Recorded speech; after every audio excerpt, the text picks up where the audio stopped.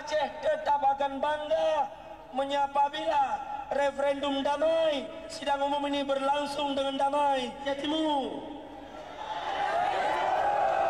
laporan buklam lertoh ribe masa hana kurung dari Aceh Barat. Hidup Aceh Tenggara. Cuman lawennya di Aceh Tenggara dipelale. Sallallahu ala Muhammad sallallahu alaihi.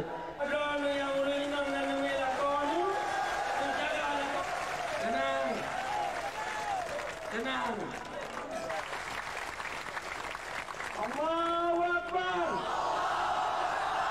Allahu Akbar. Allahu Akbar. Allahu Akbar.